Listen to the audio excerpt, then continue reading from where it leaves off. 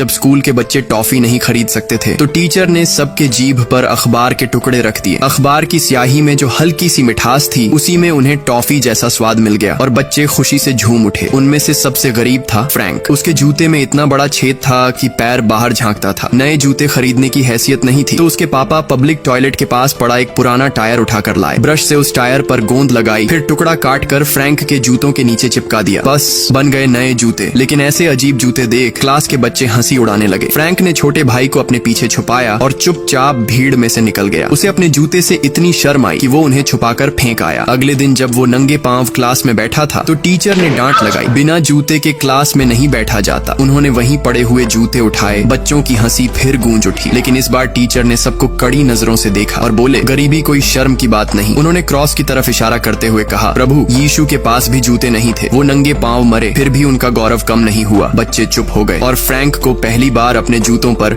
शर्म नहीं गर्व हुआ। लेकिन तभी घर में कोयला खत्म हो चुका था और उसके पापा एक राहत पत्र लेकर कोयला लेने निकले थे। उस दिन स्टाफ ने कहा कि वो बहुत देर से आया है। फ्रैंक जमीन पर गिरे कोयले को उठाना चाहता था लेकिन उसके पिता ने उसे रोक दिया अपनी इज्जत के नाम पर। बोले, हम भिखारी नहीं हैं, लेकिन ये खुददारी अब किसी काम की नहीं रही थी। बच्चों को कुछ गर्म खाने की जरूरत थी। आखिरकार माँ ने खुद बच्चों को साथ लिया और वो कोयला उठाने चली गई। पर तभी छोटे बेटे की हालत और बिगड़ गई और फिर वो इस दुनिया को हमेशा के लिए छोड़ गया। उधर पड़ोसन के पति ने इंग्लैंड से पैसे भेजे थे। औरत ने अपने बच्चों को बुलाया और सबके लिए चिकन बनाया। उस चिकन की खुशबू ने फ्रैंक के घर के सबके मुंह में पानी ला दिया। यही देखकर फ्रैंक के पिता ने भी फैसला लिया कि अब वो इंग्लैंड जाकर पैसा कमाएगा। उसने अपनी बीवी से वादा किया कि हर महीने पैसे भेजेगा। लेकिन जाने के बाद उसका कोई अता पता नहीं चला। अब पूरे परिवार की जिम्मेदारी फ्रैंक पर आ गई थी। स्कूल से लौटकर वो कोयले की फैक्ट्री में काम करता, फिर दर दर जाकर कोयला पहुंचाता। उसकी पीठ पर रखी बोरी उसी के बराबर भारी होती, लेकिन फिर भी वो कभी नहीं रुका क्योंकि माँ का बोझ हल्का करने का जज्बा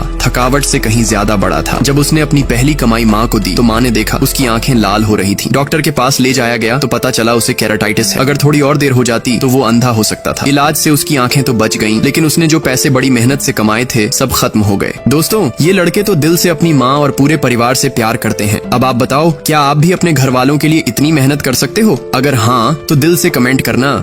इस आदमी की सैलरी बहुत ही कम थी, लेकिन उसकी बीवी को जब भी दूर से उसका इशारा मिलता वो मुस्कुराते हुए दरवाजे पर नाचते हुए उसका स्वागत करती। उसे एक नजर से सब समझ जाती थी, लेकिन जैसे ही वह पल खत्म होता उसकी बीवी एक जोरदार बात छोड़ देती और उसका रोमांटिक सपना वहीं टूट जाता। एक दिन काम से लौटते वक्त उसने देखा कि एक शराबी आदमी रेलवे ट्रैक पर गिर गया है। भीड़ अचानक घबरा गई। वो भी उत्सुकता में आगे झुका और धक्का खाकर खुद भी ट्रैक पर गिर गया। पहले तो वो ऊपर चढ़ने की कोशिश करने लगा, लेकिन फिर तुरंत पलटा और ट्रेन को रोकने की कोशिश की। पर जब कुछ असर नहीं हुआ तो उसने जल्दी से शराबी को घसीट कर किनारे किया। ट्रेन बिल्कुल पास से गुजरी, लेकिन दोनों बच गए। हालांकि उसने किसी की जान बचाई थी, फिर भी वो गुस्से में था कि उसे धक्का किसने दिया। घर पहुंचा तो देखा कि कुछ गुंडे लड़कों की भीड़ सोसाइटी के नीचे किसी को परेशान कर रही थी। पहले तो वो रोकने गया, लेकिन जब देखा कि वो सब उससे लंबे चौड़े हैं, उसकी सारी बहादुरी गायब हो गई। तभी वहां एक पुलिस कार आ गई। मौके का फायदा उठाकर उसने बहादुरी का दिखावा किया। अगले दिन तक उसकी बहादुरी की खबर पूरे शहर में फैल चुकी थी। जिन जिन लोगों की उसने कभी मदद की थी वो भी उसके पक्ष में गवाही देने लगे। धीरे धीरे वो शहर का सबसे मशहूर ह्यूमन राइट्स लॉयर बन गया। उसका एक क्लासमेट